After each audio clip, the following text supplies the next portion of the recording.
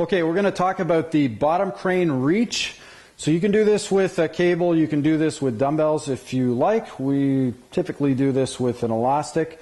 The only thing that changes if you're doing it with a cable or a dumbbell is how you set your center of gravity. So you can set your center of gravity like we normally do, 60% of the weight in both your heels and no weight on your toes if you're using that other stuff. If you're using an elastic, you're going to have one foot in front of the other, so it obviously changes a little bit. So I'll get you to set this foot forward. So a little farther. Yeah. So once you set your foot forward, you have enough pressure on this foot to make sure that the elastic doesn't come flying off the ground. And the other one, have the majority of the weight on the other foot. Every time you do a set, try and make sure you alternate which foot is holding the elastic.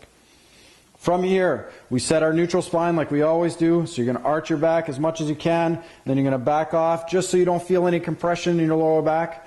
And then you're going to set your TVA. So breathe in, push your stomach out, breathe out, pull your stomach in. And really splay your stomach. Make sure you're braced on the side.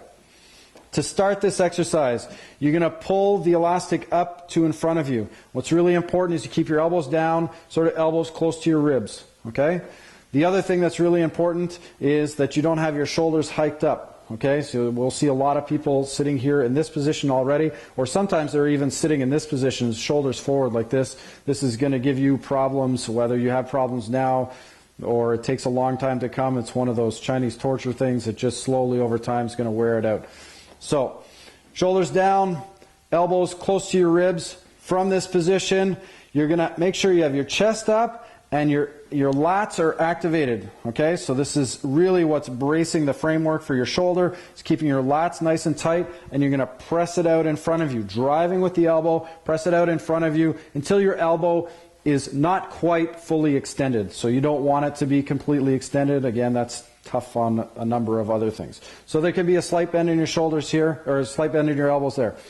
From here, really make sure, if you're standing in front of a mirror is the best place to do this, that your shoulders are all the way down. If you're not sure if your shoulders are all the way down, then hike them all the way up and then bring them all the way back down, and you should feel active in your lats, okay? You really want to feel that all the time. So just straighten your elbows a little bit so you can get right out into this position here. When we talk about grip, you can have this grip, hands like this, hand over hand, whatever you like is fine. If you do hand over hand, alternate each time, each set that you do. Okay?